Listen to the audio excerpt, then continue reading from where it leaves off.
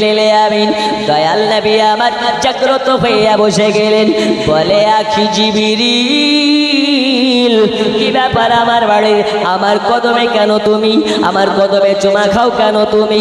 ইয়া রাসূলুল্লাহ, ইয়া হাবিবাল্লাহ নবীজি, আপনাকে আল্লাহ তাআলা আরশে আজিমের মেহমান বানাবেন। আল্লাহ তাআলা আপনাকে আরশে আজিমে নিয়ে যেতে বলেছেন। আল্লাহ তাআলা আপনার দিদারের আপনার কেন আগ্রহে আছে, আপনার দিদার করবেন, এই কারণে আপনাকে আরশে আজিমে নিয়ে যাওয়া লাগবে। দয়াল নবী বললেন, আচ্ছা ঠিক আছে, আমাকে নিয়ে যাবে, ভালো কথা। তার আগে বলো, তুমি আমার কদমে কেন চুমা খাচ্ছিলে? বলে, ওগো নবীজি, নবীজি আপনি ঘুমন্ত অবস্থায় ছিলেন, নিদ্রা জগতে ছিলেন, এই কারণে আপনাকে ডাকার মতন আমি ভাষা জানি না, আপনার সঙ্গে বেয়াদবি হয়ে যাবে বলে আল্লাহ তাআলা বললেন আপনার কদমে চুমা খেতে, যাতে আপনার নিদ্রা ভেঙে যায়। আমার নবী বলেন, জিবরিল আপনি তো আপনি হলেন আল্লাহর ফেরেশতাদের লিডার, আর ফেরেশতাদের লিডার হয়ে আমার কদমে কেন চুমা খান? আল্লাহ নবীকে বললেন, ইয়া রাসূলুল্লাহ, ইয়া হাবিবাল্লাহ নবীজি, নবীজি আমি হতে পারি ফেরেশতাদের লিডার, কিন্তু যার কদমে চুমা খাই তিনি হলেন সারা কুল কায়নাতের লিডার।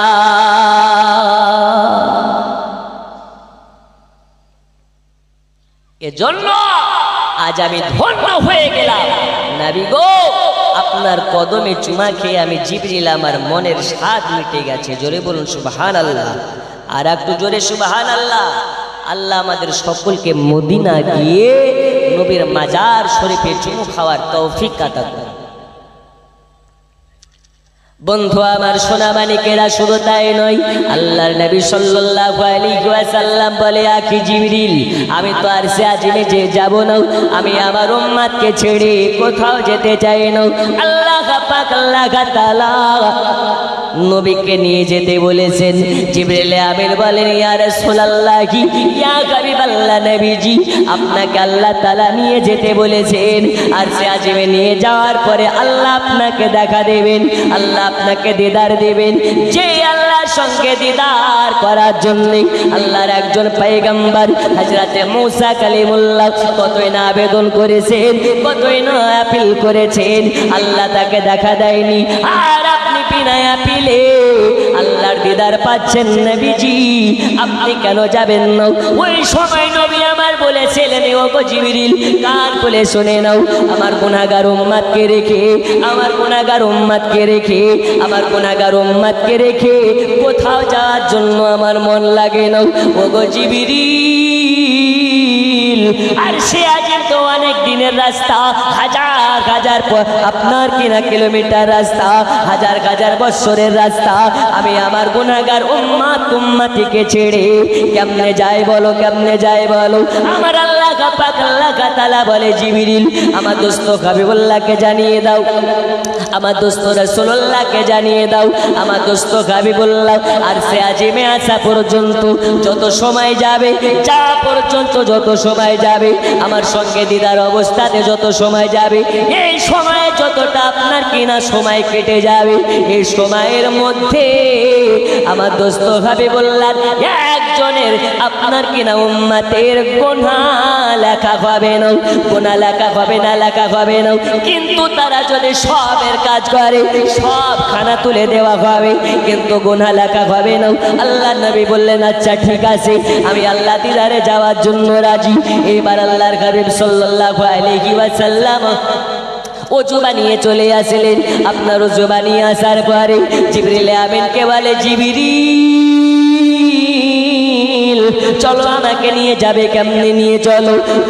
নবীকে বলে, নবীজি আল্লাহ বলেছেন আপনাকে যেন দুলহা বানিয়ে নিয়ে যাওয়া হয়, আপনাকে যেন দুলহা সাজিয়ে নিয়ে যাওয়া হয়। এই কারণে আল্লাহ পাক আল্লাহ তাআলা আপনার জন্য জান্নাতি পোশাক পাঠিয়েছেন, আল্লাহ তাআলা আপনার জন্য জান্নাতি লেবাস পাঠিয়েছেন। ওগো নবীজি, নবীজি এই জান্নাতি পোশাক পরিধান করে আপনাকে যাওয়া লাগবে, জান্নাতি লেবাস পরিধান করে যাওয়া লাগবে। নবী আমার হাওমাও হাওমাও করে কান্না করতে লেগেছে, চোখের পানি টুকরে টুকরে ফেলতে লেগেছে। নবীকে জিজ্ঞেস করা হয়, ইয়া রাসূলুল্লাহ, ইয়া হাবিবাল্লাহ নবীজি আপনি কেন কান্না করেন? আপনার চক্ষু দিয়ে কেন পানি পড়ে? ওই সময় নবী বলেছিলেন, এই আকি জিবরিল, কান খুলে শুনে নাও, আমার উম্মতেরা নতুন পোশাক পরতে পাবে না, পাবে না।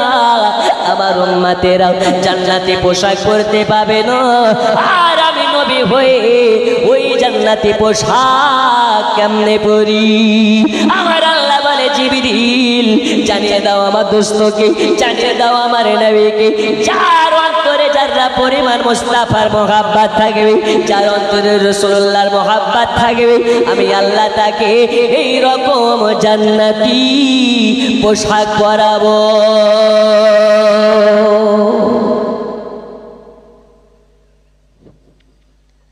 তাহলে ওই জান্নাতি পোশাক পরার জন্য নামাজ পড়তে হয়, রোজা করতে হয়, হজ করতে হয়, মিথ্যা ছেড়ে দিতে হয়। আমরা কি করতে পারি নাকি? মুখে বলি আমরা নবীর পাগল দিওয়ানা, হুজুর নামাজ রোজা কিছুই লাগে না, ঠিক না? রমজান মাসে ঘরে বসে লুকিয়ে লুকিয়ে ভাত খায়, এমন লোক আছে না নাই? একটু জোরে বলুন, আছে না নেই? ও রোজা করে না, পকেটে গ্যাসের ওষুধ নিয়ে ঘুরে বেড়ায়। ওকে যদি জিজ্ঞেস করা হয়, ভাই রোজা আছো, ও ডাইরেক্ট বলতে পারে না, পকেট থেকে গ্যাসের ওষুধ বার করে দেখায়। এরকম বাটপা সমাজে অনেক ঘোরাফেরা করে। আমার আল্লাহ বলে, মৌলভী আবু তাহেরের চোখে ফাঁকি দেওয়া সম্ভব হলেও আমার চোখে কিন্তু ফাঁকি দেওয়া সম্ভব নয়। জোরে বলুন, ঠিক না বেঠিক? আল্লাহ চোখে ফাঁকি দিয়ে লাভ নেই, কারণ আল্লাহ সর্বকুলের খোদা, আল্লাহ একমাত্র ওয়াদিতীয় ওয়াহদাহু লা শারীকা লা, আল্লাহ ছাড়া আমাদের কেউ স্রষ্টা নেই। আল্লাহর চোখে ফাঁকি দিয়ে লাভ নেই। তাই আল্লাহ রাজি করতে হলে রাসূলুল্লাহর মাধ্যমে করো। রাসূলুল্লাহ যাতে রাজি, আল্লাহ তাতেই রাজি। আল্লাহ আল্লাহ করে শুধু লাভ নেই, কারণ আল্লাহ পেতে হলে নবীর মাধ্যমে পাওয়া যায়, আর নবী পেলে আল্লাহ পাওয়া হয়। এজন্য আমি বলি, আল্লাহ মানা নবী মানা নয়, আরে নবী মানলে আল্লাহ মানা হয়।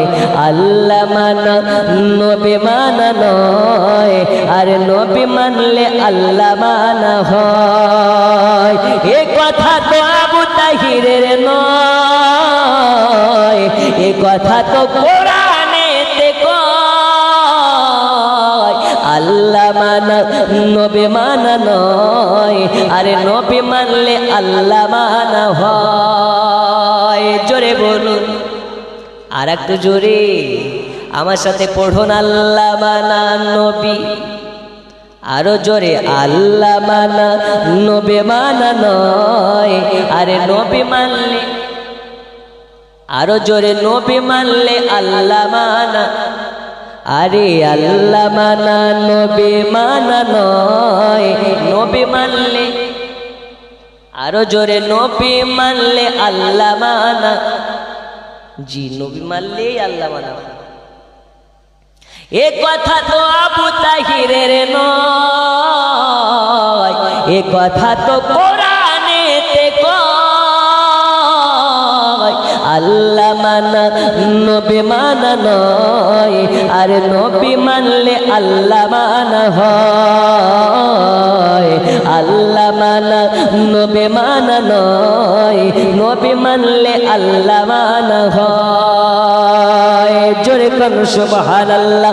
এ বাবা সোনা মানিকেরা, আল্লাহর হাবিব সাল্লাল্লাহু আলাইহি ওয়াসাল্লামকে বলে দিলেন, ওগো নবীজি, নবীজি, এই রকম জান্নাতি পোশাক আপনার উম্মতকে পরানো হবে, আপনাকে টেনশন নিতে হবে না, আপনাকে চিন্তা করতে হবে না। এইবারে আপনার আমার নবীজি আরশে আজিমে যাওয়ার জন্য প্রস্তুতি হয়ে গেলেন, রেডি হয়ে গেলেন। আমাকে কেমনে নিয়ে যাবে? আল্লাহর নবীকে বললেন, নবী গো, আপনাকে নিয়ে যাওয়ার জন্য আল্লাহ তাআলা হাজার হাজার বোরা গাড়ি বানিয়েছেন। যেই বোরাকে আপনি চেপে যেতে চান, সেই বোরাকে করে নিয়ে যাওয়া হবে। এই বোরা গাড়ি করে নবীকে কোথায় নিয়ে যাওয়া হবে? আল্লাহর নবীকে উম্মে গানের বাড়ি থেকে আপনার কিনা মসজিদুল আকসা পর্যন্ত বোরা গাড়ি করে নিয়ে যাওয়া হবে।